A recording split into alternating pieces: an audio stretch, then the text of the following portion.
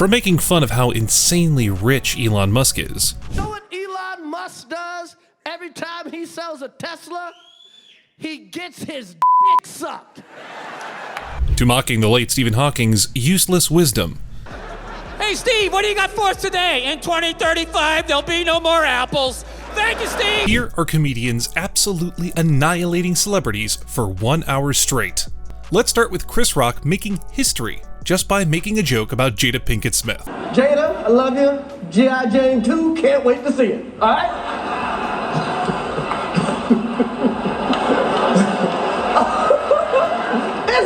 That was a nice one. Okay. Boy, she does not look happy. The joke? A quick jab about Jada's shaved head, referencing G.I. Jane. But here's where things get complicated. Jada wasn't rocking that look by choice. She had openly spoken about her struggle with alopecia, a condition that causes hair loss. At first, Will Smith was laughing, but then he saw Jada's face too, and in an instant, everything changed. Oh, wow! Wow! Will stormed the stage and slapped Chris Rock across the face. The audience, frozen. Was this real? Was it a bit? Nobody knew what was happening. But once Will got back to his seat, oh, it was real. Wow, dude. Yes. It was a G.I. Jane joke. Keep my wife's name out your mouth. I'm going to. Chris barely had a second to process what had happened before Will was shouting across the room. And just like that, the entire vibe of the Oscars shifted from glamorous to straight up chaotic. Theo Von had something hilarious to say about it. Look, the bottom line is people are without hair. You see him all the time, Will Smith's husband. Honestly, in that moment, Theo did what no Oscar slap could. Left Jada speechless without even lifting a hand. But that wasn't the first time Chris had attacked the Smiths. Something similar happened in 2016 too. Jada wanted nothing to do with the Oscars that year. But according to Chris, the Oscars didn't exactly miss her either. Jada's gonna boycott the Oscars. Jada boycotting the Oscars is like me boycotting Rihanna's panties. The punchline probably hit a sore spot, and just when you think he's done, he flips the whole situation on its head and drags Will into it. Jada's mad her man, Will, was not nominated for concussion. I get it. Tell the truth, I get it. He really is playing the understanding card here, but watch what happens next. Yeah, you're right. It's also not fair that Will was paid $20 million for Wild Wild West, okay? Now, was it unfair that Will didn't get nominated for concussion? Sure. But was it more unfair that Hollywood handed him $20 million for Wild Wild West? Absolutely. But here's where it gets even better. Because Chris wasn't just dragging other people. He threw Kevin Hart into the fire too. Things are gonna be a little different at the Oscars. This year, in the in memoriam package, it's just gonna be black people that were shot by the cops. Boycott the Oscars? Oh, Chris thought about it. But the only problem? He wasn't about to lose another job to Kevin Hart. But if you thought he'd just stay mum about the Smiths his whole life, boy, were you wrong. Everybody knows. Yes, it happened. I got smacked like a year ago. Fucking last week, I got smacked at the fucking Oscars by this. And people like, did it hurt? It still hurts. There it was. Raw, unfiltered honesty. He didn't pretend it didn't hurt. He didn't brush it off. He owned it. But this wasn't just about a slap. According to Chris, this was about selective outrage. Will Smith practices selective outrage. Practices selective outrage. Because everybody knows what the happened. Everybody that really knows I had nothing to do with that. But watch how he very slyly throws shade at Jada with what he says next. I didn't have any entanglements.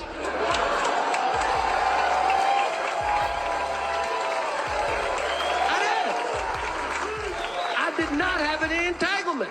But you see, this wasn't really about a G.I. Jane joke. This was about years of humiliation.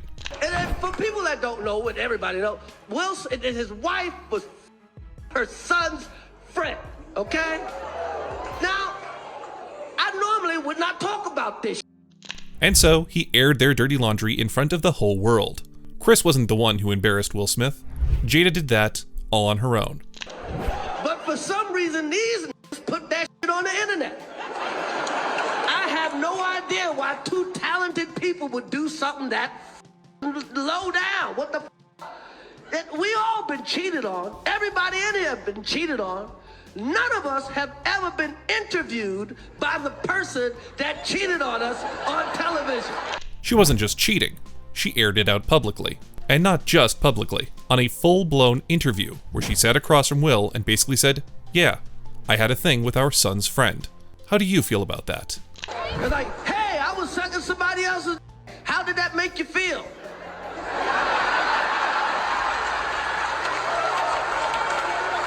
And the entire world watched Will's soul leave his body. Why the would you do that shit? She hurt him way more than he hurt me, okay? Once that entanglement went viral, it was open season on Will Smith. Every rapper, every podcast, every talk show, everyone was clowning him. And instead of checking them, Will decided to take all that built-up frustration and smack the one guy he knew wouldn't hit back. That, Chris wasn't about to let slide. Everybody called him a shit, called his wife a predator. Everybody called him a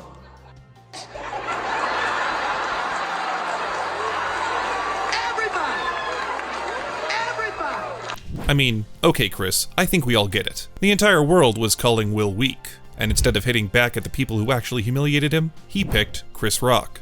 And who's he hit? Me.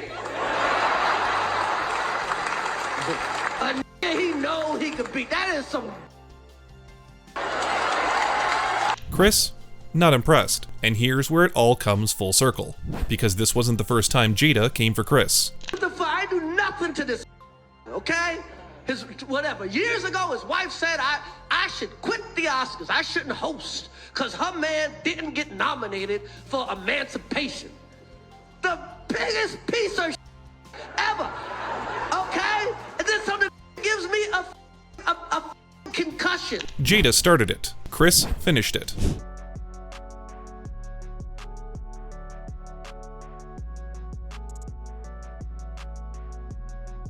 For months, Meghan had been making headlines, claiming that the royal family was racist, from subtle jabs to full-blown interviews about how she was treated unfairly.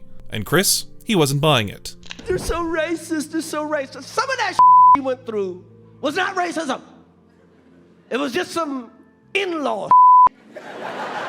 One of Meghan's biggest complaints was that a royal family member questioned her baby's skin tone. Sometimes it's just some in-law because she's complaining. I'm like, what the you talking about? No, they're so racist. They wanted to know how brown the baby was gonna be. They're so racist. They wanted to know how brown the baby's gonna be. Chris, he had a very different perspective. I'm like, that's not racist. Because even black people want to know. To him, this wasn't some deep, sinister racism. It was just regular family gossip. Because let's be real, black families do this too. But here's where Chris really called Meghan out. They wanted to know how brown the baby was gonna be. They're so racist. They wanted to know how brown the baby's gonna be. I'm like, that's not racist. Because even black people want to know. She claimed she didn't realize how racist the royals were until after she married Harry. And Chris, he wasn't having it. Chris's point? Meghan married into the most privileged family on Earth. She's not exactly struggling. She just has annoying in-laws. Next on his list of entitled celebrities, Elon Musk. Because, let's be honest, when you're the richest man on the planet, you're automatically a target. I'm my favorite charity. You know what Elon Musk does every time he sells a Tesla? He gets his sucked. Chris didn't just roast Musk for being a billionaire. He roasted him for having billionaire problems. That's why he looks so weird. Because his body has negative. He's the richest man on Earth. No one has lower levels than Elon Musk. Most guys worry about rent, car payments, maybe keeping their Wi-Fi on. Meanwhile, Elon is dealing with an entirely different kind of crisis.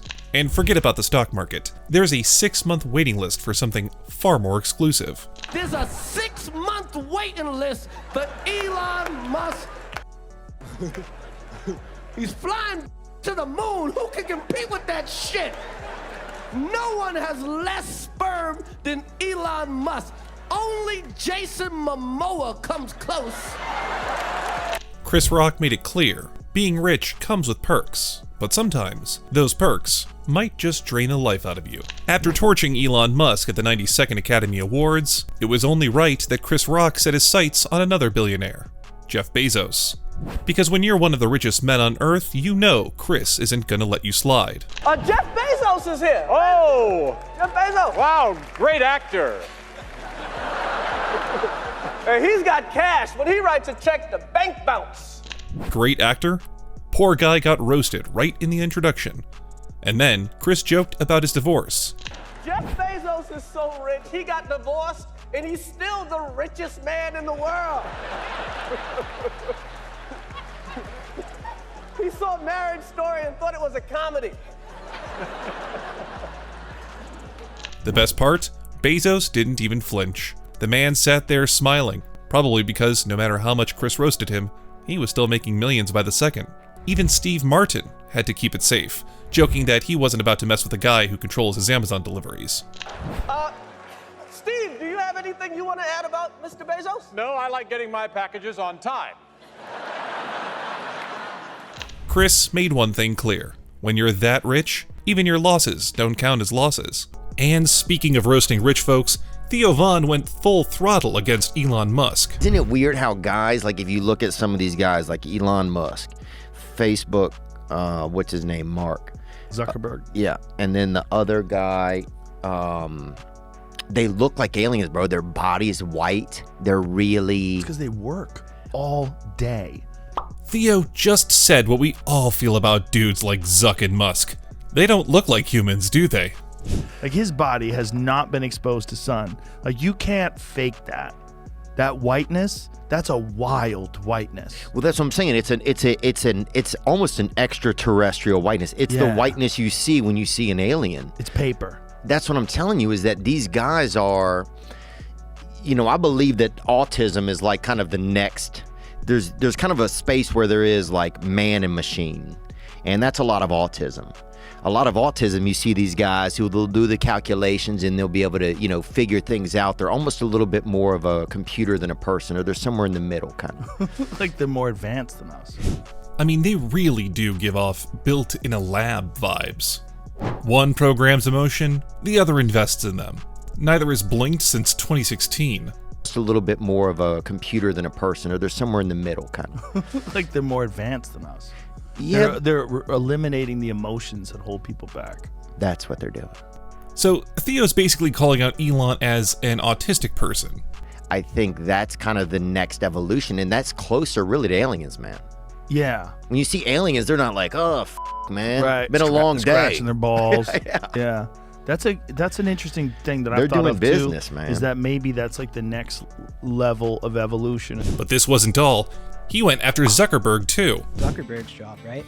Well, here's the thing. He's say doing if fucking jujitsu tournaments and shit, Yeah, and like, dude. what the is that? Like, he should be kind of focusing on the real shit, right? Yeah. Like, Yeah. what's up with that? What do you think about that? At least Zuckerberg's that kind of white where when you can beat him a little, you can see it on him. Yeah.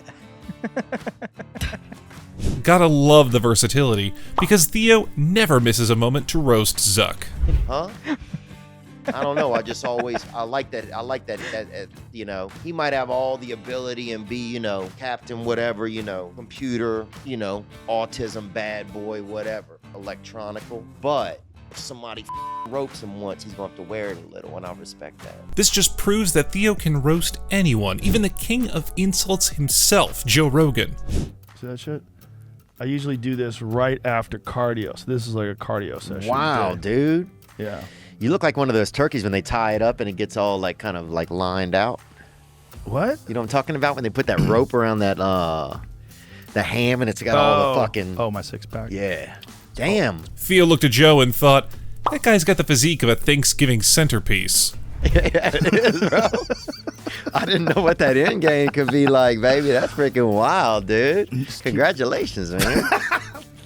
Just keep working out and you'll get there too. Yeah, so yeah. But yeah, everything is... I'm feeling good, man. That thing is really good for depression too. It's really good for anxiety too. You know, as funny as this was, nothing beats Bill Burr versus Joe Rogan. During the End of the World podcast at the Comedy Store, Bill was deep into his survival mode talk, going off about a post-apocalyptic, which apparently also includes some elk, turned into American chop suey, and he was proud of it, until his wife completely shut it down. Thank you. How you like it? I made this American chop suey with it, and my wife gave a f***ing bad review before anybody even tasted it, and everybody just said f*** it. Like, she goes, it looks like Hamburger Helper. I've been chowing it for like 4 days. And then Joe hits him with a question that takes this conversation into a whole new direction. Watch what happens when Joe asks, does it make you more aggressive? F***ing bad. Does it make you more aggressive? Oh, Joe, you f***ing lunatic.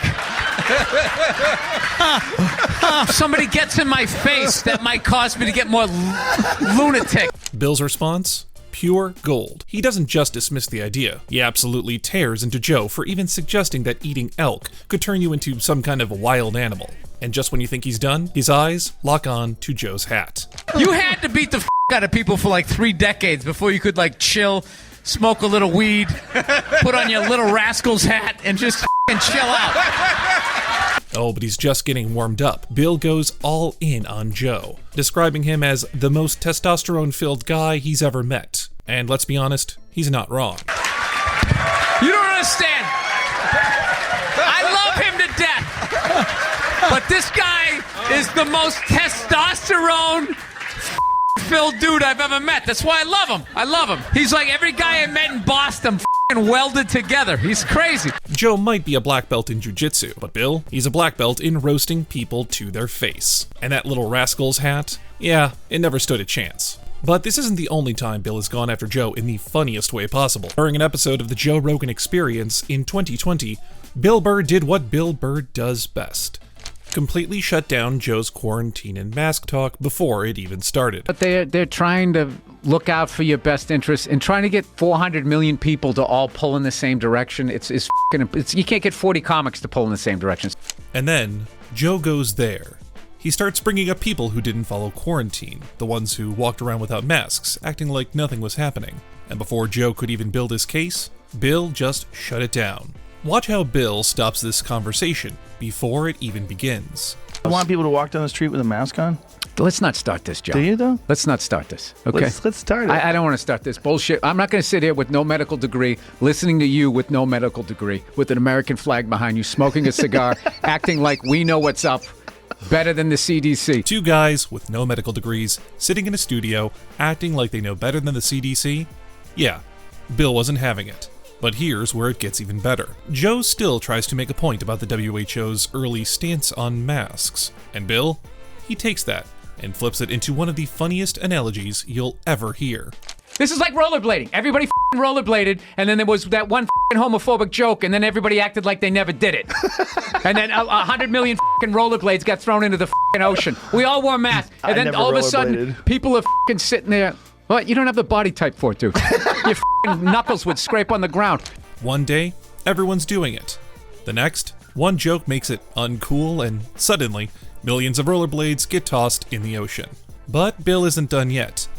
Now he sets his sights on the real tough guys. The ones who thought wearing a mask was some kind of weak move. Like this f***ing, like soft thing that you were doing, like being courteous. Being courteous. Chris didn't just stop at obliterating Will and Jada. Next on his list, oh God, you're so Meghan tough Markle with your and her open shocking nose and revelations throat. about the Gee, royal Joe, family. and your 5 o'clock shadow. This is a man right here. A man doesn't wear a mask. I mean, how do you even argue with that? And here's the kicker. Joe starts admitting that at the beginning of the pandemic, he was actually scared. Like, really scared. He was stocking up on food, convinced he had COVID, even checking his own breathing. I felt like my breath is my breath is coming short. And Bill? Oh, he pounces. I got over it, though. I got over it. Guy had a panic attack sitting on 12 elk. You had a panic attack in and the then, sauna. And then you felt bad about yourself, and then you attack people with masks. That's how it works. And that's how the hatred starts, and that's right now why 7 blocks of Seattle, you can't go now and get yourself... That right there is why nobody roasts like Bill Burr. Joe started this whole thing trying to call out the other people, and Bill just flips it all around, reminding him that he was the one panicking, sitting on 12 elk, having a full-blown meltdown. Now, apparently, 2022 had been a rough year for black people. And no, not just politically. Chris Rock meant something far worse. It's been a bad year for my people, the blacks. It's not been a good year. Kamala and Diddy and Jake Paul. Right at the top of his list, Jake Paul. There's a lot to be said about Jake Paul's boxing career, but to Chris, the fact that this dude is out here punching senior citizens is the real crime. And Jake Paul beating Mike Tyson. What the hell? Who is this Jake Paul?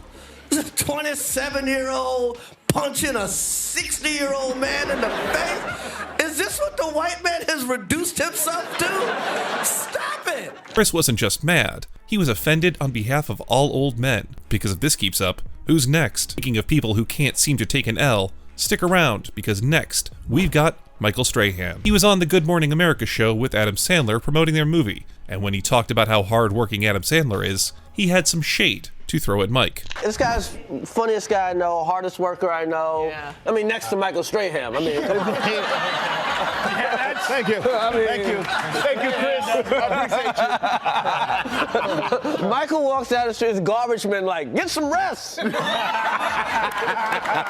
Now, we all know Strahan is everywhere. Morning shows, sports commentary, game shows, endorsements. The man does it all. But according to Chris, even garbage men are looking at Strahan like, dude, take a break. Michael isn't the only person Chris randomly called out. We've got Kristen Stewart, too. Over on the Graham Norton show, Kristen Stewart was trying to explain how she doesn't like being handed roles. She wants to fight for them. Chris, completely baffled. I really like to fight for jobs. I hate the feeling of suddenly being like, oh, well, you know, Kristen can have it because just because she can. You know what I mean? Chris, he had no clue what she was saying. Because let's be real, who's turning down a job? I don't know what the hell you're talking about. Give me the job.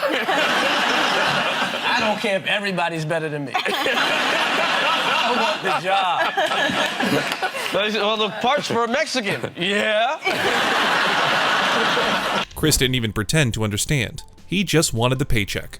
You're telling him he could get a major role without auditioning, and he's supposed to complain? Have you ever seen Kevin Hart complain? If there's one thing Chris Rock can't ignore, it's Kevin Hart's insane work ethic, because according to him, Kevin Hart is in everything.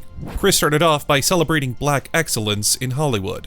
Tons of great movies, award-winning performances, serious storytelling, and then he pointed out the real trend in black cinema. Excellence in TV, we got excellence in movies too. A lot of excellent black movies, man. And some of them don't even have Kevin Hart in them. Because no matter what the movie is, dramatic, action-packed, historical, Kevin Hart is somehow in there. According to Chris, Kevin Hart isn't just in movies, he's everywhere. There are movies, Kevin Hart's in everything. My man is in every movie there is. I see Kevin, and sometimes he in the trailer and not in the movie.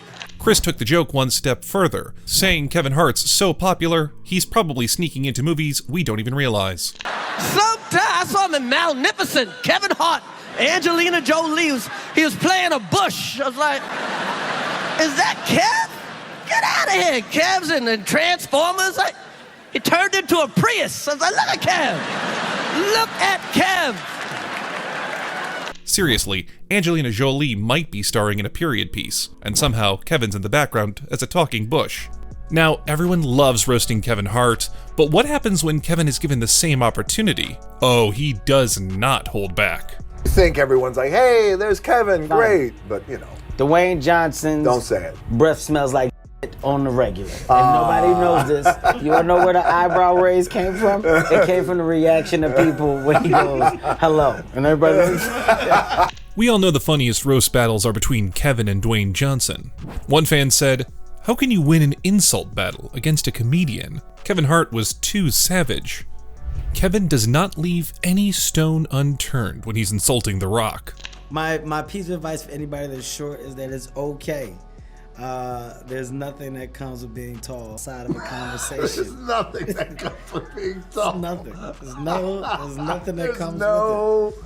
Tall people, advantage at all. Tall people are stupid. Kevin Hart and Dwayne Johnson will always be the funniest bromance to exist. The spiritual grounds that you took me to, and I swore, you even sung a song. You were like, yeah, but I remember that specific. We'll talk about it later. Well, how does the song go? The song, you were like, Kuna Matata.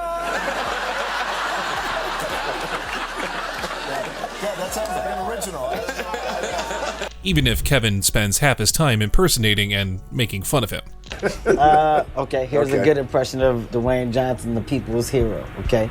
Mr. Dwayne, could you sign my belt? He's like, oh, come on, man. he throws kids off with signals to take their mind off of what they asked for. Mr. Dwayne, can I get an autograph? Okay. Hey. Now you'd think after calling The Rock's breath trash, dragging his teeth, and comparing his thighs to a Pilates instructor's, Kevin would let up a little. Dwayne Johnson has women thighs. He's got women thighs. What does that mean, though? Because these are sensitive times. I'd love to hear that. What does that mean that I got women's thighs? It just means that you're very No, but I mean, go ahead. It sounds like that's a wonderful rabbit hole you should go down right now. You know what? I don't need to explain myself. No, please explain it to the world. This game What does women's thighs mean? This isn't an explain game. This is insults. Women have nice thighs. You shouldn't have their thighs. This is what I'm saying. Now, shut up, man. But no. He looked at Dwayne's whole existence and said, yeah, let me go ahead and roast the way this man just looks. What just happened? What do you don't? What? Don't laugh like that. You look like a detective that's a DJ. I'm trying. This is why I need therapy these days. Okay, you laugh. But when you think Kevin's done roasting Dwayne Johnson's body, personality, height, and breath, he suddenly gets deep. Kind of. I just put myself out on the carpet, like I was walking, and I felt some foof. It was a flame, and they was like, what was that? And I was like, well, it ain't gas. That's my career.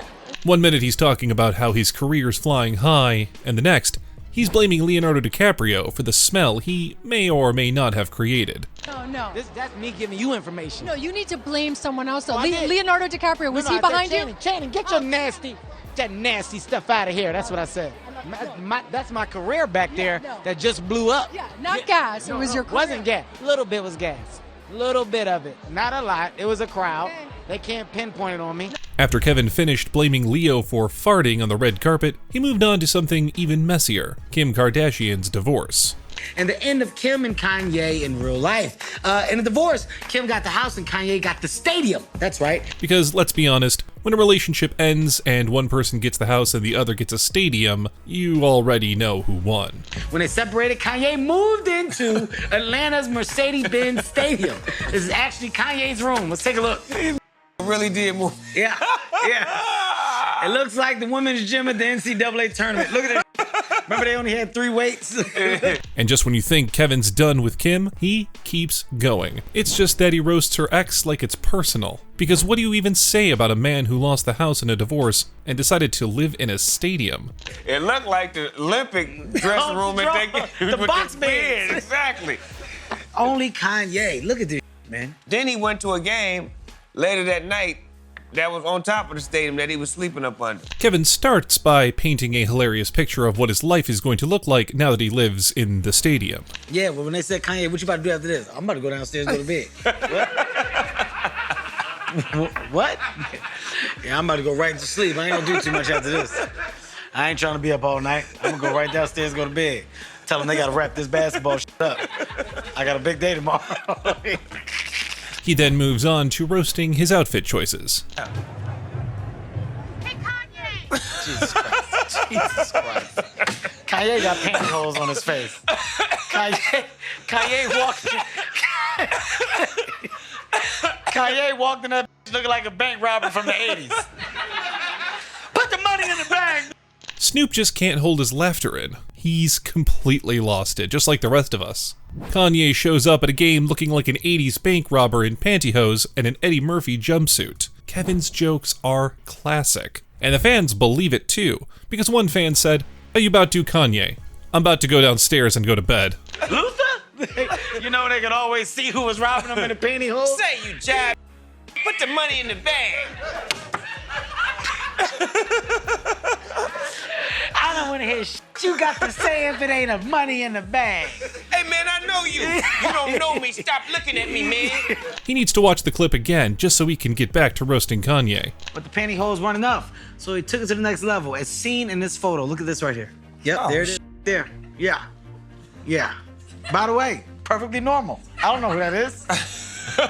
Who's that? Who's this regular guy at the bank? This isn't suspicious at all.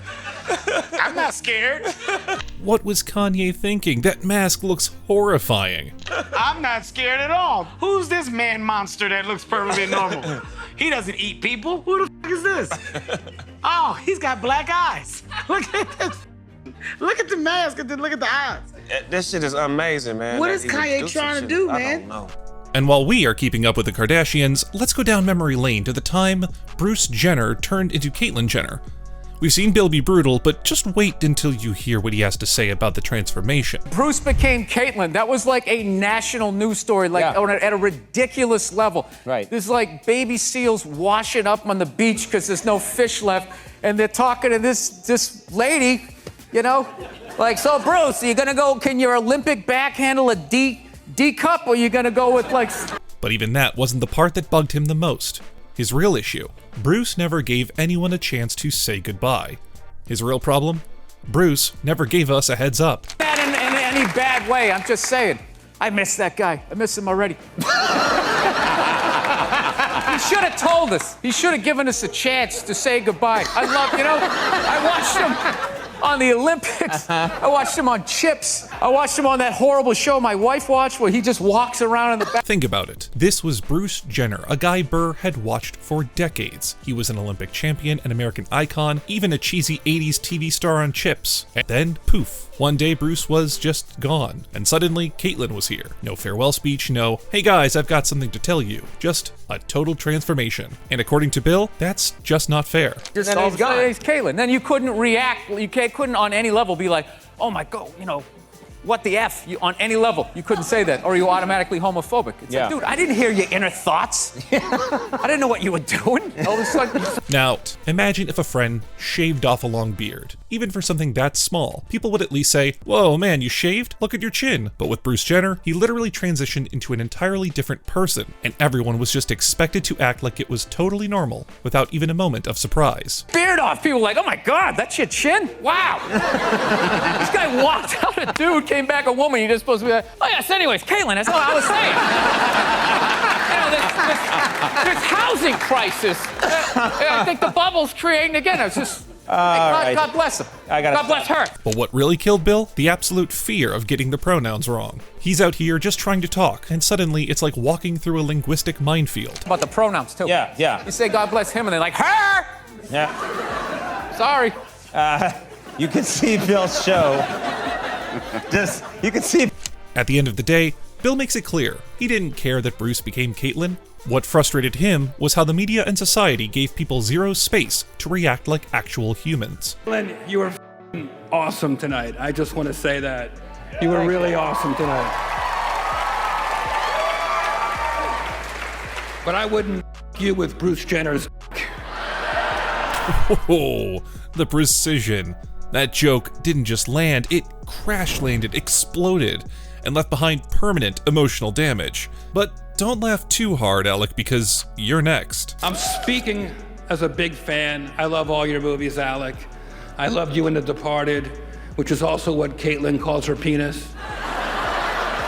And of course, Alec, you got your Oscar nomination for The Cooler, which is where Caitlyn keeps her penis. Uh-oh. This man doesn't just play with fire, this man is fire. Thank God it doesn't get more savage than this. And of course, your first big break was The Hunt for Red October, which is what Caitlyn calls her vagina. Okay, I take my words back. I wonder if Caitlyn went home and cried that night. But even if she didn't, Alec definitely did. Any fans of Alec Baldwin's Donald Trump impression here tonight? Okay. What a lot of people don't realize is that for the last 3 years, Donald Trump is actually doing an Alec Baldwin impression. Wait for it. Wait for it. Incoming. He calls people names. He yells at the press. He married an immigrant half his age. The only difference is that Trump calls his daughter a fox, not a pig. Here's to you, Ireland. Great job, Ireland. You didn't oink once. While we're discussing these A-list Hollywood stars, how could we forget the time when Snoop Dogg was on stage ready to absolutely ruin Kevin Hart in every way possible? Now look, Kevin's from Philadelphia, right? Just like Bill Cosby. And just like Bill Cosby, women can't tell when Kevin's inside of them. Except, Kevin did not take it lying down. He roasted him right back. You know, Snoop used to call himself the D-O-double-G. That's right, the dog. Right, Snoop? Back in the day, the reason why he called himself the dog is because he was a dog with the ladies. It's true. Now he's called a dog because he sleeps all day in a sunspot in the living room floor. Isn't that true? But as the roast got out of hand, Kevin stepped up his game. He then came for Natasha Leggero. You guys may have seen her on Reno 911 as a whore on drugs. If you didn't see that, you may have seen her Neighbors as a whore on drugs. Everybody, I want you to pull out some Purell for Natasha Leggero. Pointing out all her roles as a drug addict was another level of hilarious. He just never lets anything go, just like the time he decided to lock up half of Hollywood for their fashion crimes. And if you want to know why I don't feel safe, at this moment, I want you to look to your left and look to your right. If you see somebody stooping down or sweating, it's because they got warrants. And guess what? You're going to jail tonight. And I got a couple people that I want to get locked up, okay? Floyd Mayweather, congratulations on the fight, buddy. But you're going to jail for those damn cowboy boots. You're going to jail. It starts off light.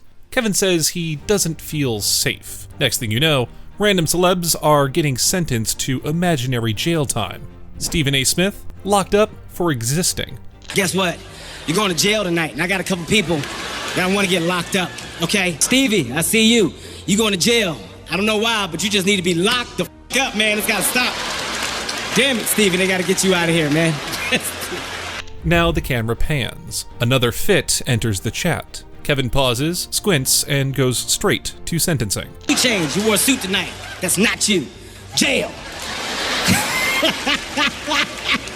Then we spot a pair of boots that should have never left the store. Floyd Mayweather, congratulations on the fight, buddy. But you're going to jail for those damn cowboy boots. You're going to jail. I want to lock you up tonight. That was a bad fashion choice. Okay, that's it. And just when you think it can't get worse, it does. I was looking hard. Look, Ross, I ain't gonna get you. Yes, I am. Velvet sweatsuit, not you. Jail. Woo! Bang, bang, got it. Neo, take your hat off.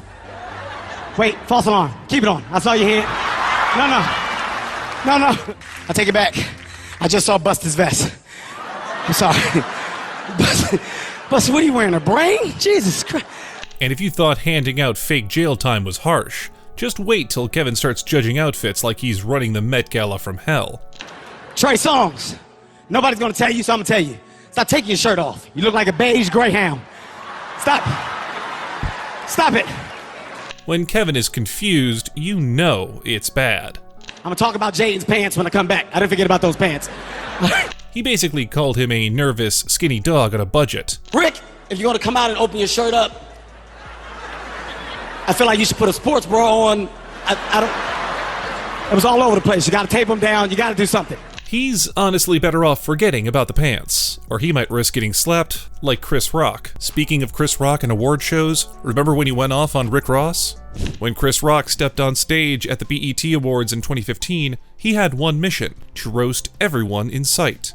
And Rick Ross, he got hit hard. Chris started by calling out the flood of celebrity-endorsed headphones, because after Dr. Dre made a fortune with Beats, everyone wanted a piece of the action. You know, Dre's got headphones, so now everybody else trying to get headphones. 50 Cent got headphones. Rick Ross even has headphones. That's right, Dre got Beats. Rick Ross has diabetes. According to Chris, maybe he should have focused on something else first. Rick Ross's headphones are for medical emergencies. See, they the headphones that you put on swollen feet before you chop them off. At this point, Rick Ross isn't pushing bass-boosted sound. He's selling doctor-recommended survival gear.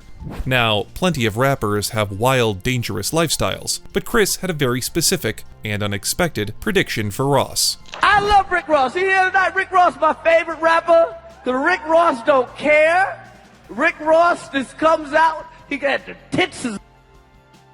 Rick Ross gonna be the first rapper to die of breast cancer. It's his laugh in the end that just gets you. Nobody saw that one coming. These celebrities are funny, but when comedians start roasting each other, things get out of hand. When Bill Burr sat down on Conan O'Brien's podcast, Conan Needs a Friend, he set his sights on Conan's ridiculous fashion choices. Why do you have athletic soles on your wingtips?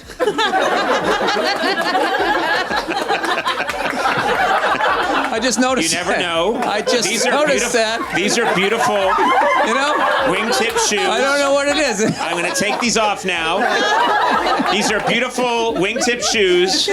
Bill cannot process the idea of dress shoes with sneaker bottoms, as if Conan is out here ready to drop dimes in a full suit. And just when Conan thinks he's defended himself, Bill doubles down. They just have a little, like a rubber grip. Yeah, in case a pickup game of hoop. He just can take off his tie. All right. Well, you never know. You never. And then even the audience gets pulled into the roast. This look absurd to all of you. Oh wait, thank you, sir. Thank you for leaping to my defense. That whole group over there still thinks it looks stupid. I think he did too. He just wants to be your friend.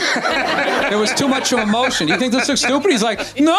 It's like, it didn't require that level. And just when you think this roast is over, Bill looks down and sees Conan's socks. Conan's wearing gold toe socks. And in that moment, Bill loses it. Gold toe socks. I'm a banker. What are you, a sitcom dad in the 50s? Honey, I'm home. Hello, I got a new company car. Listen, it's great to be white. I say that every... A sitcom dad from the 1950s? That's already hilarious. But this is where Bill takes it to another level, saying white people get these socks as a government perk. Every morning when I wake up, as all white people do. Yeah. Hey, you know that non-white people, the government gives us free gold-toed socks once a month just for being white. From playing basketball in a suit to gold-toed socks as a white privilege benefit, this roast was completely unhinged and absolutely perfect. Another brutal comedian is Jeff Ross, and I'll never forget when he took aim at Bruce Willis. The reason the world has a Vin Diesel. Bruce is a real man's man. He told me numerous times not to hold back tonight, and it's been great getting to know you and your lovely family, and I see I met Rumor, your daughter. It's the 2018 Comedy Central roast, and Jeff Ross has his sights locked on Bruce Willis. He starts off all smooth and subtle, like a copper sizing up a perp. But if you know Jeff, you know he's never one to hold back. Hi, Rumor. I guess that's the name your mom gives you when she's not 100% sure who your father is.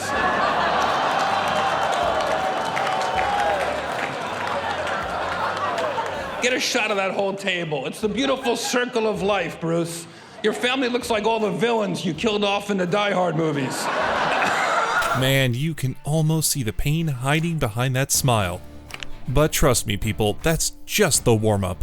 Because why serve a single burn when you can set the whole room ablaze? All night, people are saying I look like you, but Sybil Shepherd looks like Bruce Jenner Willis.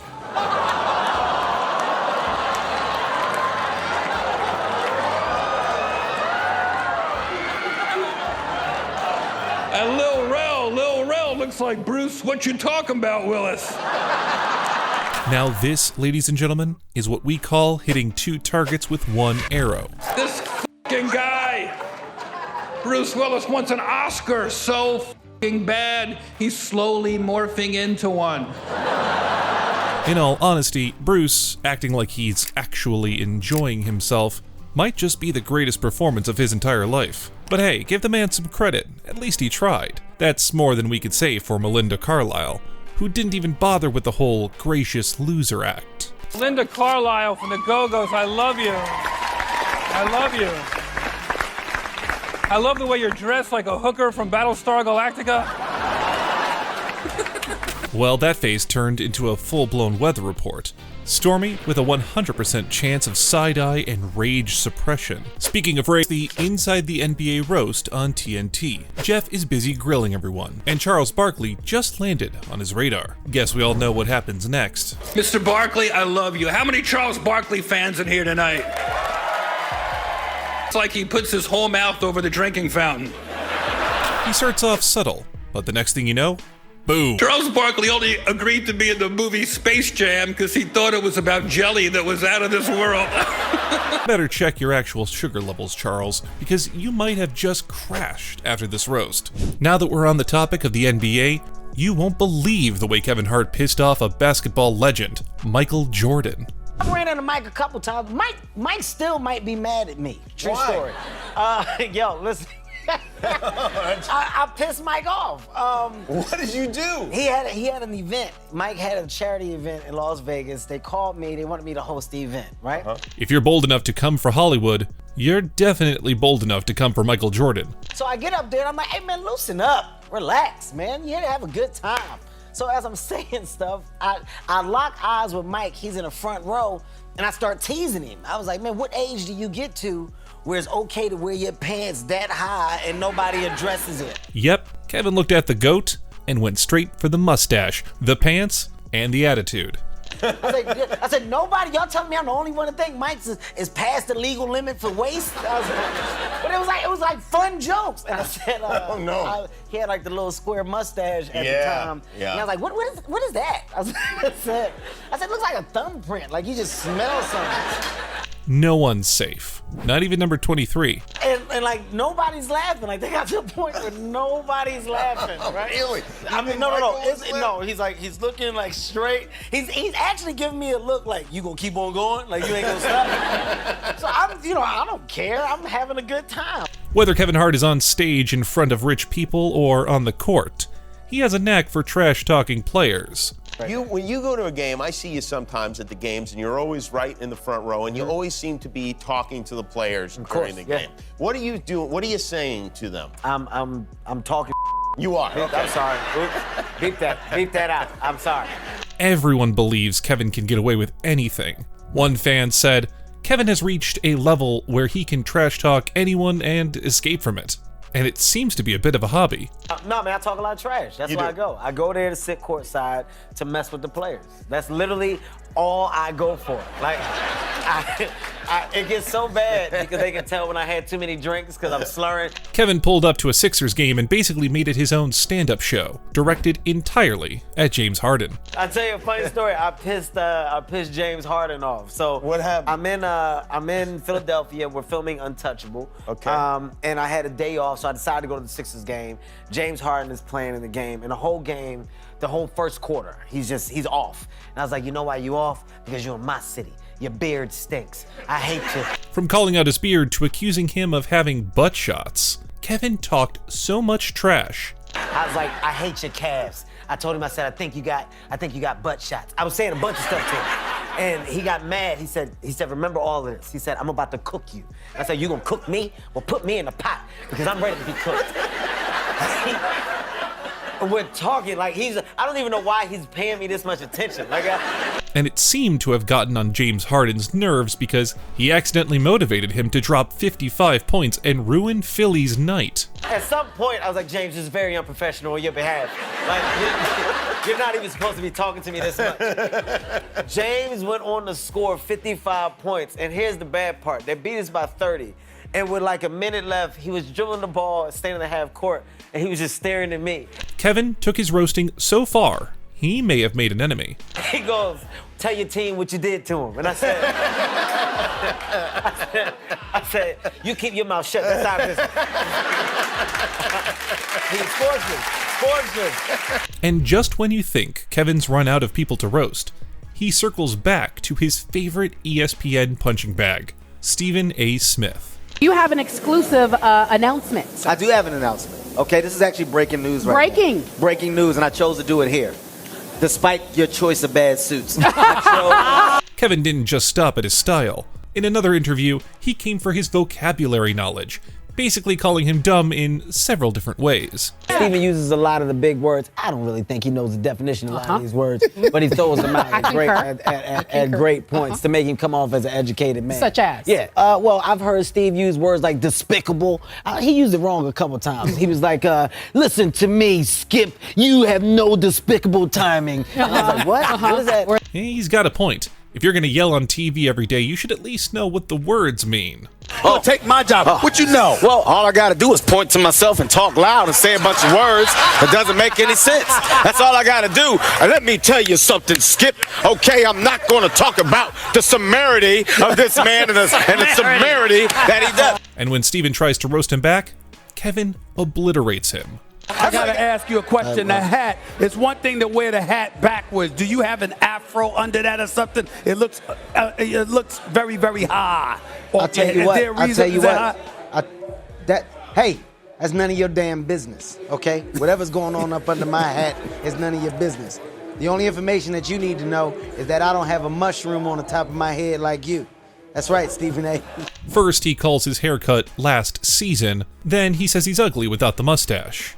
Why don't you just admit to the public and to America that you got that from listening to me? Because that's what I've been saying all week. Well, Stephen, I'm not going to do that. What I'm going to admit is that you need the rest of your mustache back. That's what I'm going to admit. Okay, that's what I'm going to admit. I don't know what he did. I don't know what he did up here. Well, listen, I don't know what he did up there, but I want you to grow the rest of that. There's too much space in between here. Seems like sports hosts are never safe. In 2024, during the roast of Tom Brady on Netflix, Jeff Ross did what he does best: obliterating with humor. Word on the street is, Brady's been second-guessing every life choice that put him on that stage ever since. A scrawny rookie famously walked into the owner Robert Kraft's office and said, "I'm the best decision your organization has ever made."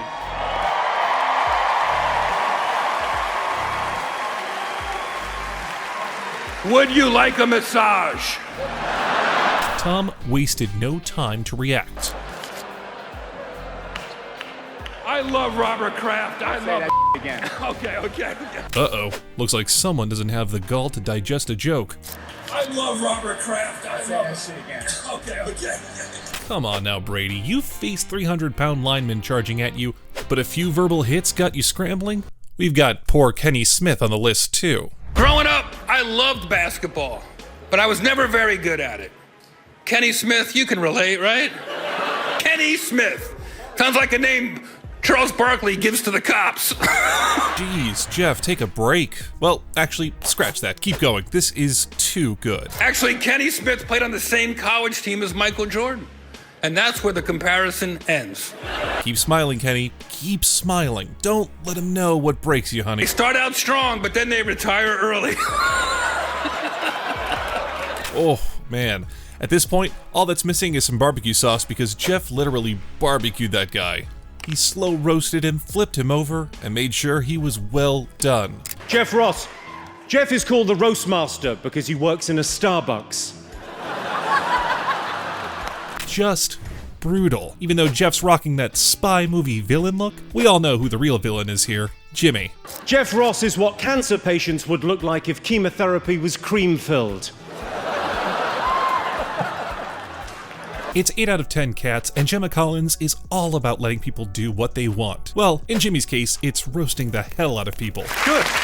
Let him go and do a day's hard work and see what we all have to do. I mean, Gemma, hang on. What's the last day's work you did? Jimmy. I suppose you f***ed ours, yeah. Jimmy! Uh-oh, Gemma. Looks like someone's in trouble. I'll be picked up about 7 o'clock. I go into my boutique, I sort the stock out, then I'll have some TV work, meetings, I do a podcast. What's your podcast? Jimmy subtly passing jabs. Classic. The show's heading forward, and the conversation has shifted to food. I'm not going to lie, I do Old love school. a pizza. Or the brown derby from Wimpy. Yeah. Oh, it was the best. Chocolate sauce and lashings of nuts. Lashings of nuts. That's what they do in Saudi Arabia, isn't it? Everyone's laughing at the Saudi joke, but why does Jimmy look confused? You're a vegan, yes? Well... because I've then become very aware lately of how Gemma, at this point, you're gonna get roasted no matter what you say. real truth was told of how they get milk from cows. Trust me, no one would be drinking it. How do they get milk from cows? Because I think they milk them. Gemma's vegan now, Jimmy, but keep it up and she'll eat you alive. Manning is here. Obviously, I don't know much about American football, but I'm told Peyton Manning is one of the top 3 quarterbacks in his family. See what I'm talking about? Jimmy just loves playing with fire. Peyton, you look like if a kid with Down syndrome wished he was big. You know you're at your A game when Pete Davidson's forced to spit his drink out from laughing. He played with some of the all-time greatest rapists, murderers, and wife-beaters. Come on, the only people who get more concussions than NFL players are their wives. Ooh, treading dangerous waters now, are we, Jimmy? Now, let's let Pete heal for a sec and turn those guns on Rob Lowe. Rob Lowe is like a Ken doll. He's plastic and often the first thing to enter a teenage girl's vagina.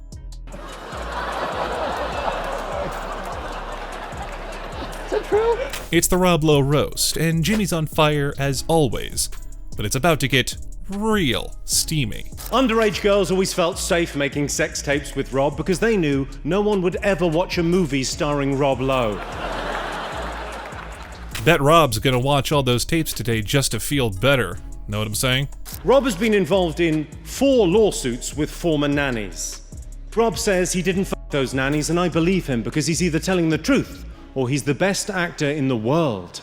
Is it just me, or does Rob Lowe look one joke away from straight up ugly crying? It's been an honor being here tonight. My friends back at home aren't going to believe me when I tell them I got to roast Charlie Sheen's brother's friend.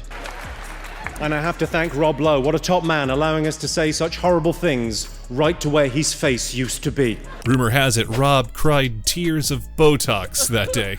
But you know who else came after Rob? Jeff Ross. Your full name should be Rob Lowe Testosterone. Rob Lowe. Jeff Ross didn't hold back when he targeted actor Rob Lowe during the 2016 Comedy Central roast. The man came armed with punchlines sharper than a chef's knife. Or as a girl in the sex tape said, Rob, no!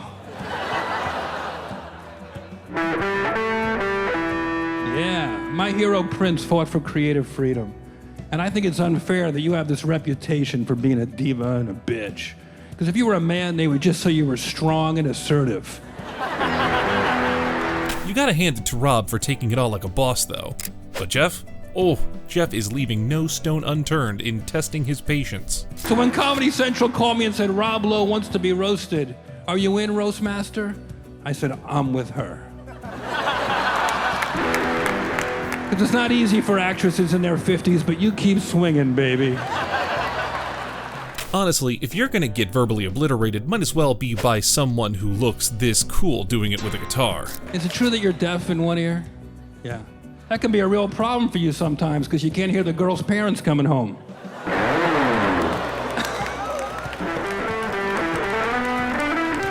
Anyway, it's great to be here at the Comedy Central roast of white privilege. The thing about white people jokes is that they get shrugged off as just good fun. But unlike most people, Jeff doesn't discriminate when it comes to roasting, no matter what people think. I know what you're thinking. How come there's no black people up here? We actually booked 2. They're just not here yet. See what I mean? Kevin notices everything about celebrities' appearances. He never lets anything go. In a random live stream, he went for Kai Cenat's jugular by roasting his appearance. Oh, nobody pushed my hand. You see how they... No shot. That's a lot of forehead. Hey, shout out Gino. How many fingers can you put in your forehead? 3. Don't do this in front of everybody. Look at me. I'm at 3. Drewski. Kai was so embarrassed he didn't know what to do except to whine about it. I'm at 2. No. Start at your eyebrow. Start at your eyebrow. 1, 2, now 3. Kai's at 5. God damn! Yeah. You gotta keep these up, bro. But Kevin does not stop there. He just had to roast his intelligence. So listen, I know you know the guess. Why does it take you so long to say a sentence? Like, f***ing spit it out. Are you stupid? Are you f***ing stupid? Alright, it has to be an announcement every time. The confusion on Kai's face is priceless. Another infamous, controversial, and low-key weird white celeb on our list is Stephen Hawking. It all started with Bill Burr's simple fear: robots. He saw a robot getting interviewed on 60 Minutes. The interviewer casually asked, "What are your goals?" And without missing a beat, the robot responded, "To become smarter than human beings." And I literally leaned towards the TV. I'm like, these things have goals? That's when Bill lost it, sitting alone in his hotel room yelling at the TV, wondering why no one else was freaking out. But if there was one person who did see where this was going, it was Stephen Hawking. Now, Bill has some thoughts on Hawking. Smart person, every super smart person in the world is saying these things are gonna kill us. Even your boy here, the guy he recently died, what was his name? He was always sitting down. He acknowledges that the man was a genius, but to Bill, the problem wasn't his intelligence, it was his attitude. Hawkins, yeah. Too good to stand up and make his point, just sitting down all smarmy. Every time Hawking made a public statement, it was something apocalyptic. That guy's dead though. You know?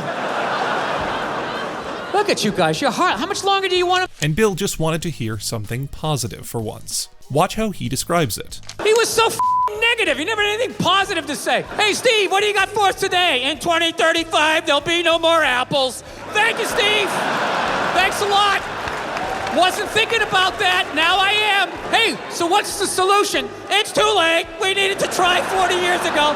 Thanks a lot, buddy. The way Bill sees it, Hawking's whole thing was dropping terrible news, then basically telling us, well, you should have fixed it 40 years ago. And then he takes it one step further. Out with that guy for about 3 minutes before I took the break off his chair and just zoomed him into the other room. Hey, Steve, come back in when you got something dumb and positive to say. Yeah, that might be one of the darkest jokes Bill's ever told. But this isn't the only time he's taken a brutal shot at someone unexpected. Oprah Winfrey. Now, you might be thinking, what does Oprah have to do with this? Well, back in 2013, when the Lance Armstrong doping scandal exploded, Oprah was the one who got the big exclusive interview. And Bill, he wasn't having it. Now, the whole thing was annoying, and I hated how Oprah was interviewing him and acting like she was dumbfounded that this guy would do this. Like, she's been in show business for 35 years, and she can't, like, wrap her head around some guy doing whatever it takes to get to the next level. Didn't she, for the first 5 years, have, like, midgets who wanted to bang their mailman's boyfriend? Back in the day, it wasn't all book clubs and inspiring speeches. She was out there putting people on stage with the most insane reality TV drama imaginable. And she didn't want to do it. She didn't want to do it, but she didn't have the power to say no, so she wrote it out. And then when she could make a good decision, she did a show, but she stood on the heads of those little people for 5 years until she got, and then she's sitting there. So now, years later, she's sitting across from Lance Armstrong, acting dumbfounded. Like she can't believe he'd do something questionable to get to the next level. Bill's response? Give me a break. You know exactly what he's doing. It's the stupidest thing I've ever seen. Look, the guy was a sociopath on a bicycle, all right? As far as I'm concerned, we got off easy. Yeah. If that guy was working for a corporation, he probably would have been pouring stuff on the water supply, doing God knows. But Bill, he doesn't stop at Oprah. Because if we're talking about real villains, what about the people running cycling? And those guys who run that filthy sport, who is sitting there going like, oh, this is ridiculous. He doesn't represent cycling. Are they going to return all the money that they made off of that guy? Huh? They're going to turn in their yachts? They're not going to. They're not going to do it. Everyone. Bill's whole point? Everyone benefited from Lance Armstrong's success. Oprah, the media, the cycling industry. But the second he got caught, they all turned on him. And his last message for them? Turn in your yachts. Yeah, we'll be waiting on those yachts. He showed a perfect example at the Good Morning New York show, roasting the unprepared host, especially when they tried to challenge him on the show's humor. Your Christian background is part of the show. Or yes, and I wanted to talk to you about Jesus after this. Well, the only reason why I bring it up is some people thought maybe you went a little too far. The host, clearly struggling, fumbled through a vague explanation about potential disrespect. Burr wasn't about to let that slide. Well, they thought that maybe you were being disrespectful to the Christian religion. Who did? As the hosts desperately tried to regain control, Burr turned their lack of preparation into the real joke, making light of their vague concern. You need to Google. Oh, good Lord. So did you feel you were being disrespectful, or just you were just having fun with some of the crucifixes and stuff like that? I don't even know what I mean, we did maybe 2 jokes about that? Yeah, exactly. Don't you think the Catholic Church went a little too far? One host scrambled to steer the conversation elsewhere, but Burr wasn't about to let them off the hook. A couple of jokes. I know this is a morning show. You can't bring up all those crimes. You know what? Technically, well, they just sort of kept moving them around. You know, like those killer whales at SeaWorld. After it kills a trainer, they'll then move it up to Seattle. They don't give them their background. All right, I'm not totally following. Throughout the segment, Burr effortlessly balanced sarcasm, wit, and self-promotion, even joking about gentrification in New York. Call it Alphabet City anymore. You know that? They call it like the Lower East Side. Things, gentrification, whatever. Was that offensive to illiterate people? Anyway, this town has changed. F is for Family. Obviously, Netflix and the people who watch it love your show. Were we able to find a clip that we could clean up? We got something. We got something. Bill showed them who's boss, but Jeff Ross, the undisputed Roastmaster General, torched celebrities so badly they're still applying aloe. Roasting you for the entire world tonight. The roast fans really want blood this time, even though most of your fans haven't even gotten their periods yet. Ouch. Well, that came in swinging right from the start. But if you can take a joke, then so can the believers watching tonight, because face it, Beebs, you become a cocky little sh**. You are the King Joffrey of pop. What's your rap name? Feminem?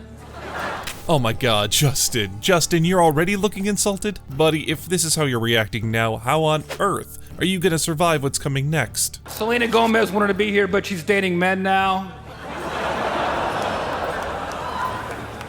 Is it true you dumped her because she grew a mustache before you? That's right, Selena Gomez used to bang this guy.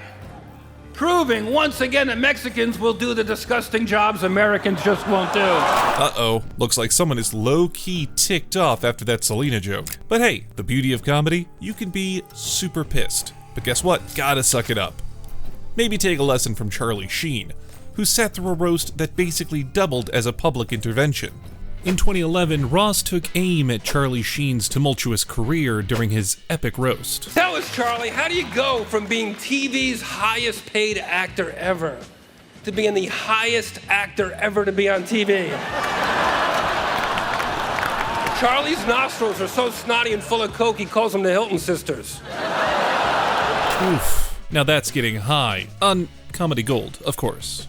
But listen, Charlie, after 8 seasons, was it 8 seasons of 2.5 Men? It's great to finally see you doing a comedy show. You got so by Ashton Kutcher, your name should be Demi Moore's vagina. The pain in those eyes, man. The pain in those eyes. Or wait, maybe it's, something stronger. Instead of getting his life together, Charlie went out on a national comedy tour.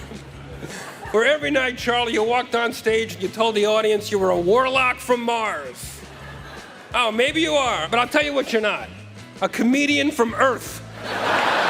Only Jeff freaking Ross can annihilate someone like this and still have the whole room howling with laughter. You're the black sheep of a family responsible for 3 Mighty Ducks movies.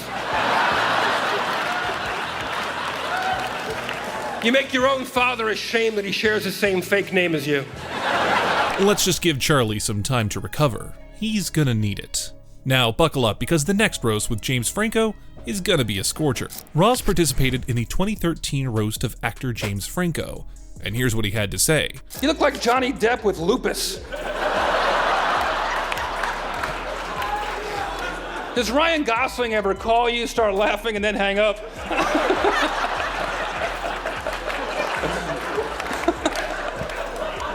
Franco is half Italian and half asleep. King Jeff, landing knockout punches left, right, and center. Even the public is in awe. Just look at this comment by Carl. LOL, you can say what you want about these roasts being the only thing Jeff Ross does, but he brings it every time. The guy is the world heavyweight champion of insults. And I'm confident we can all agree to that. Now, let's see what more our champ has in store for James. How about a hand for James's grandma, 91 years old? Beautiful. Look at her. Wow.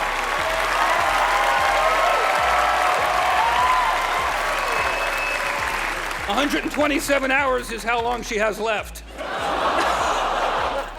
If this doesn't show you how brutal Jeff is, I don't know what will. But let's jump back to Jimmy Carr, who had a few more celebrities on his roast list.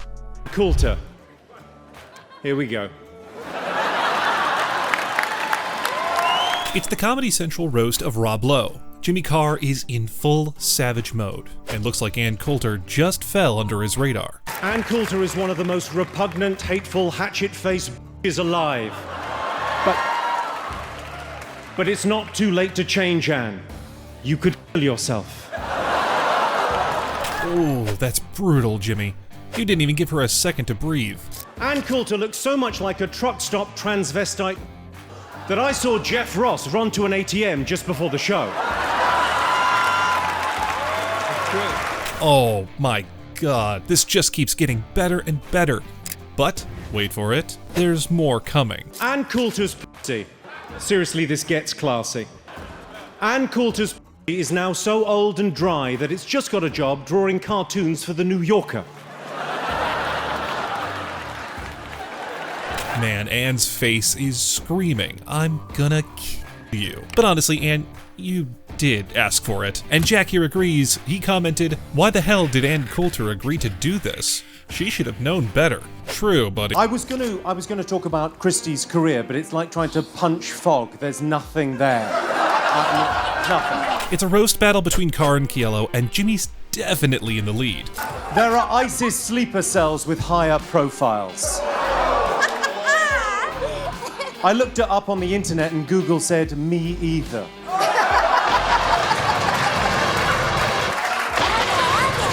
What the f is happening? Ouch. Oh, that's gotta hurt. But just wait for it, Jimmy. Christie's coming with a savage comeback. Okay, Jimmy!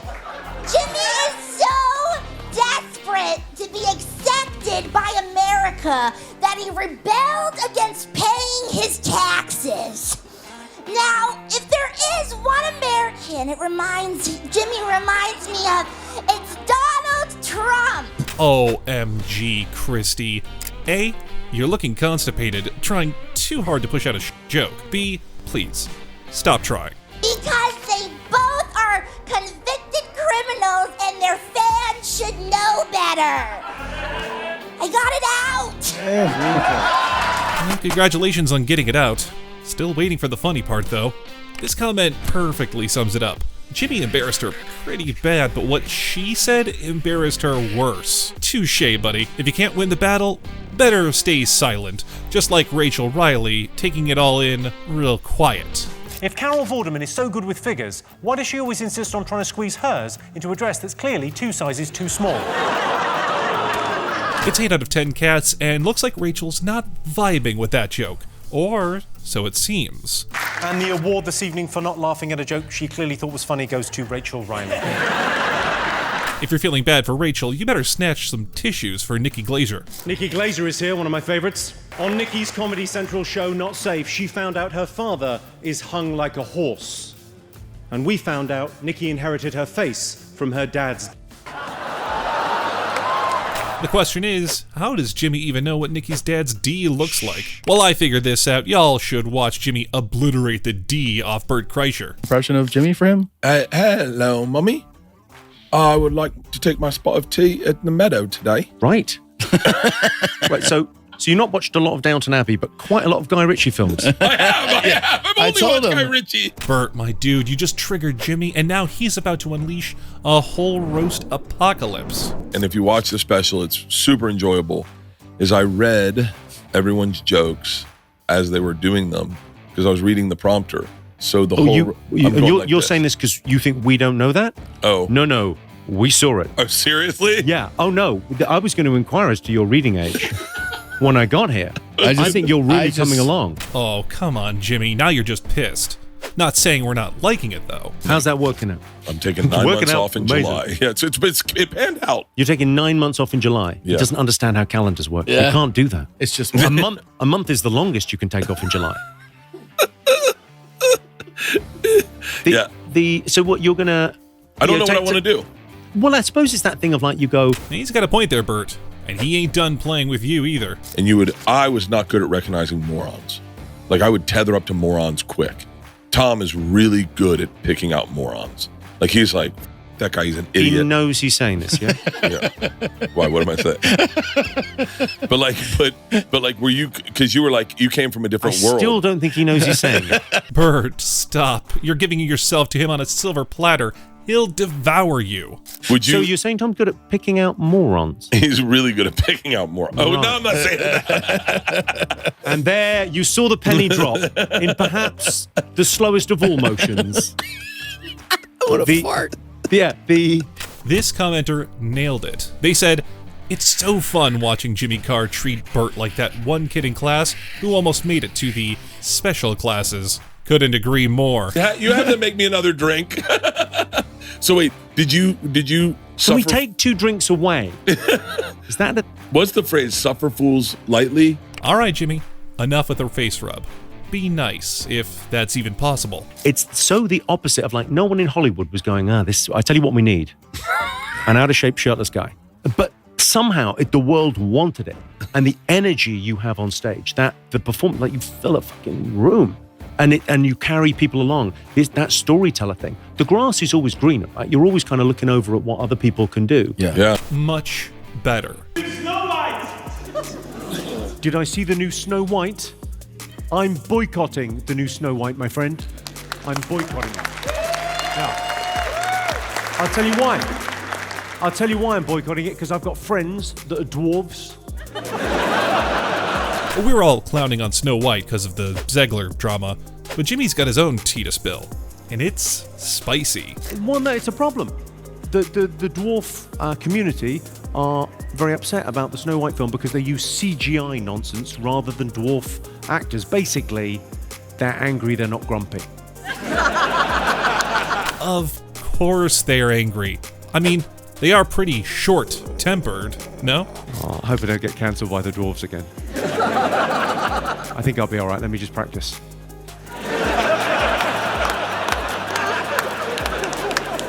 Yeah, I'm good. Jimmy, you're an absolute pro. But Theo Von is right up there with him when it comes to roasting people. Even Cardi B. Look at that. And this has a very... That is aggressive.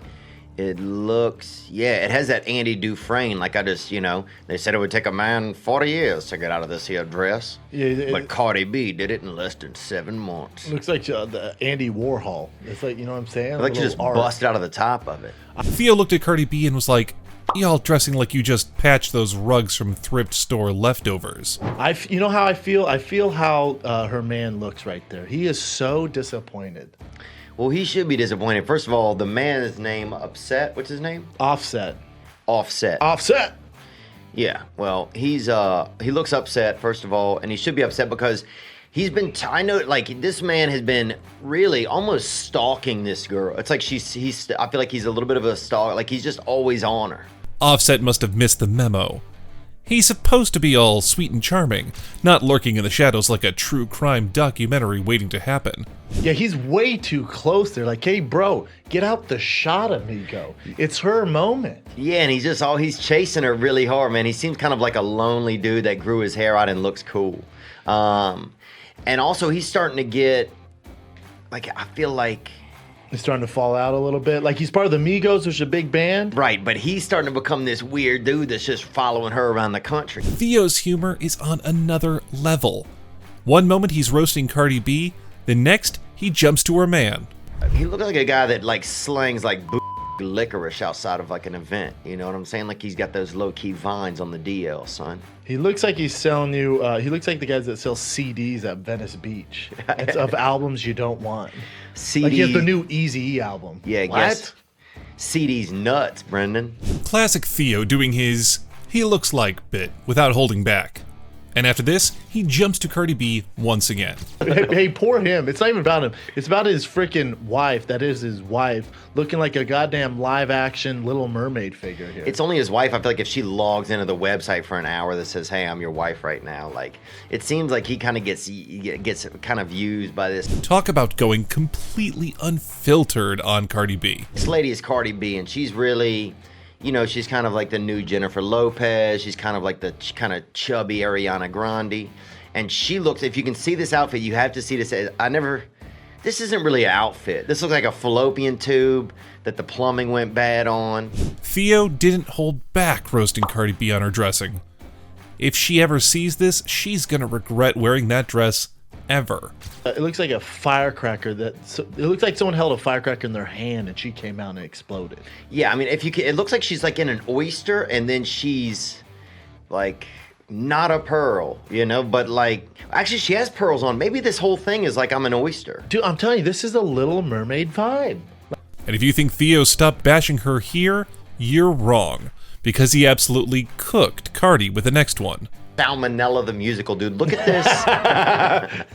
This looks like a hysterectomy hit the highway, bro. She looks like a hemorrhoid. She looks like she burst out of a hemorrhoid.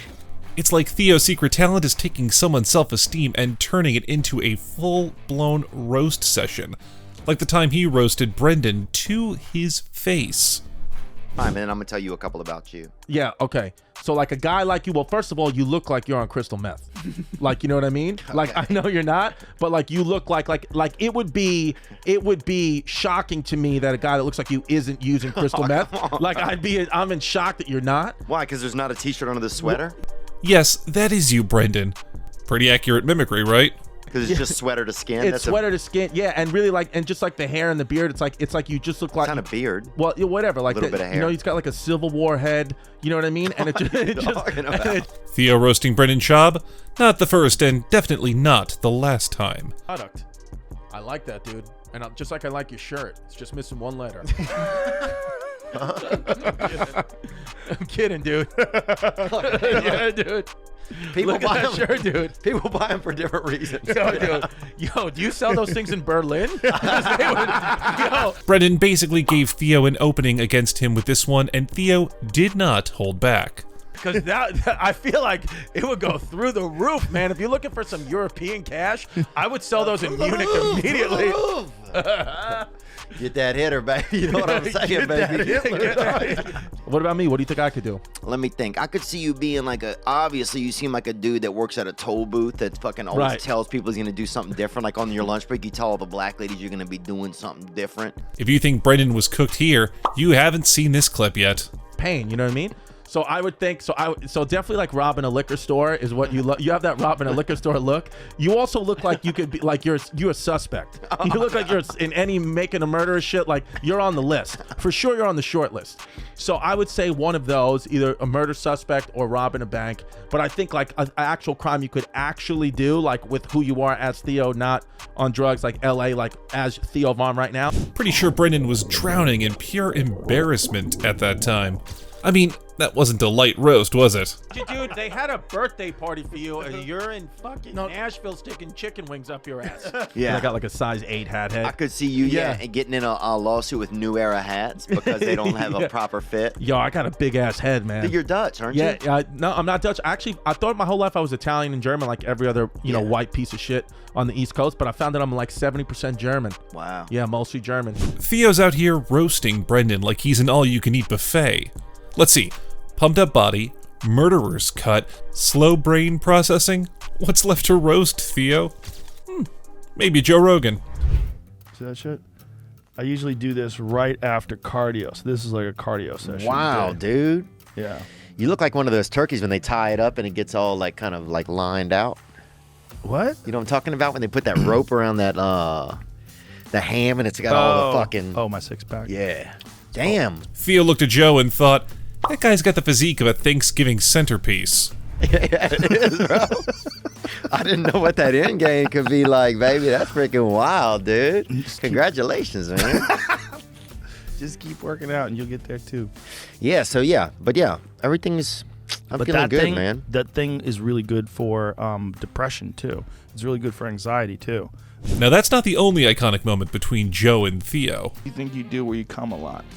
Like the kind of people that like power lifters probably shoot giant loads, right? Dude, this shit is getting gay, bro, today. Sorry, I gotta fucking... It's just very dick-oriented today. I wouldn't say it's gay. Theo's spot on. I mean, the way Joe says it, it sounds pretty gay. spring. People are refreshed. It's not spring. It's the middle of the winter. Yeah. It's freezing cold out. It's just January. Whatever. You guys aren't open-minded. That's what I think, bro. It doesn't get more winter than January. Well, Talking about gay, we have Theo Von roasting the French people. they're just smoking their own dicks out there who have no real like, you know what I'm saying? Like, I've met some people who, yeah, they're breathing, but that's it, really. Joe's out here dying laughing while Theo roasts him viciously. And Joe, he's loving it. Also, I'm drinking like Monster Energy drinks sometimes, which are like piss magnets. Yeah. They're delicious, but they make you want to pee. Make you want to beat your wife, too, dude. I've seen a lot of dudes drinking Monster that you know they're going home to punch. I don't know if the Monster is the cause of it. I think there's probably other factors. Well, I'll say this. It's the beverage of choice of some of those gentlemen. Joe Rogan's entire vibe is just one big bullseye for Theo, and he can make anyone laugh with his impeccable jokes. Even the most hard-to-crack guys like Cat Williams. A hard scoop of ice cream, they can't handle that bitch, you know? No, I didn't get it. Yeah. Rewind that again. Okay, sorry. Somehow I missed that, and I can't accept it. No. Look at his face. He instantly knew that Theo Von was targeting him. Still, just after Theo landed the complete punchline, Williams' reaction was priceless to watch. Get with a spoon or something. I just imagine like a smaller guy battling that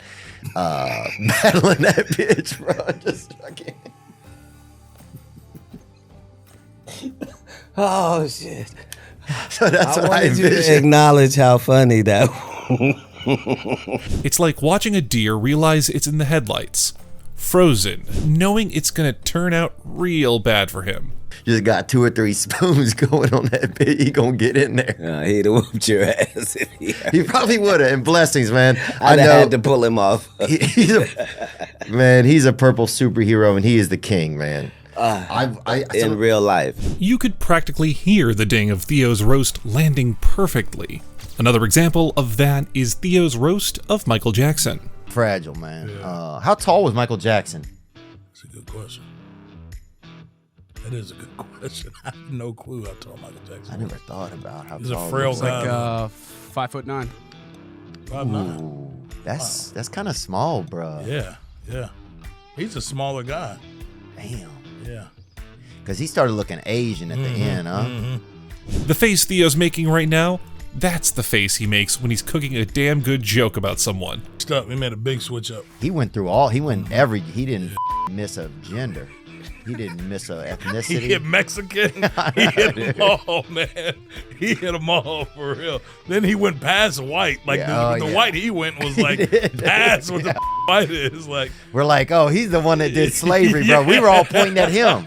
That's surely a pretty wild thing to say about a legend like Michael Jackson. Accurate, but wild. What the? We're like, mother did it, bro. We were pointing at him, dude. He looked like Jackie O at the end, bro. Pull up Jackie O, man. Dang, cuz he went all the way, man. Dang, bro. You know his dad was beating the Oh. He was beating the That's probably why his dad looked like that now. Damn ball sack. But a lot of black guys can sing anyway. It's like, why would you even beat your kid into singing? Yeah. Theo Von, being Theo Von, cooked Michael like it was nothing. Just like he cooked Mark Zuckerberg for proactively engaging in extracurricular activities. Mark Zuckerberg's job, right? Well, here's the thing. He's doing fucking jiu-jitsu tournaments and shit, Yeah, and like, dude. what the f***'s that? Like, he should be kind of focusing on the real shit, right? Yeah. Like, Yeah. what's up with that? What do you think about that? At least Zuckerberg's that kind of white where when you can beat him a little, you can see it on him. Yeah. Gotta love the versatility, because Theo never misses a moment to roast Zuck. Huh? I don't know. I like that. You know, he might have all the ability and be, you know, captain, whatever, you know, computer, you know, autism, bad boy, whatever, electronical. But if somebody ropes him once, he's going to have to wear it a little, and I respect that. Classic Theo, calling out Zuckerberg's interest in jiu-jitsu and other activities.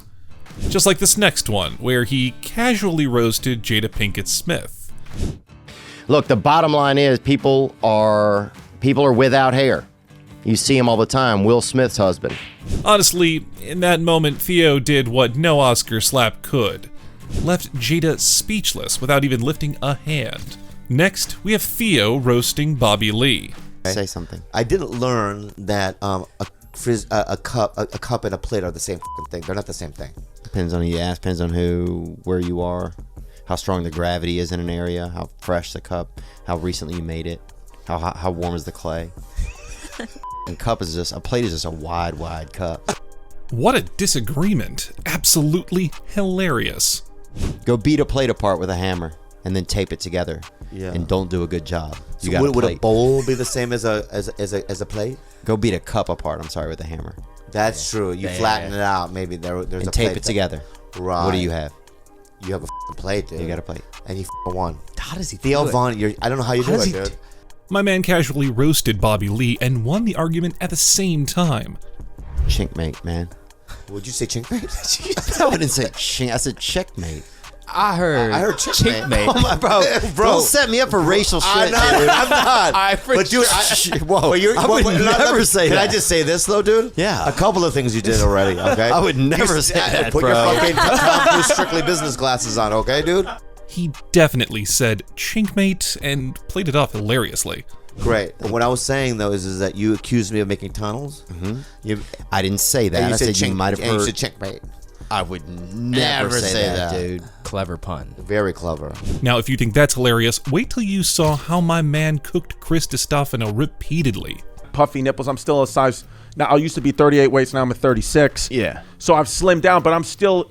Like, I wouldn't hit. If you were coworkers, I probably wouldn't hit on you. I wouldn't. Right. If you were female. Theo Von's humor is truly something else. In peak Theo fashion, casually declaring he wouldn't hit on Chris Distofano even if he were a woman. You know, people have said this to me, and they're right. I got lead a man face, best friend body. That's what it is. It's a letdown. It's a letdown with women with me. Usually I think it's going to be something else. I think I'm this tough guy, whatever. That I got that look. Some people tell me I look like Ben Affleck. Some people tell me I look like Ben Stiller. There's a big difference. You look like Ben Better. I know that. Yeah, dude. So I sorry, Rob. Yeah, Ben Better. Chris Distofano's face when Theo called him Ben Better was priceless. The man looked like his brain had hit a 404 error. Auditioned for his pilot today. And he talking shit. Unbelievable. Wait, he auditioned for your pilot and he came he's in got here. the balls to come in and talk shit. Hi, we're going to see what up now, player.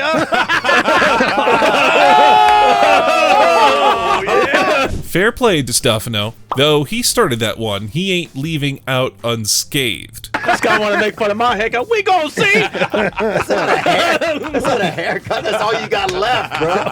Woo, that shit is slick. CBS wants to know. No thoughts. Chris, you look like a deaf guy that goes to the gym. Alright, that's all we have on the list for today. Which one of these had you laughing the hardest? Drop your thoughts in the comments, and I'll see you in the next video.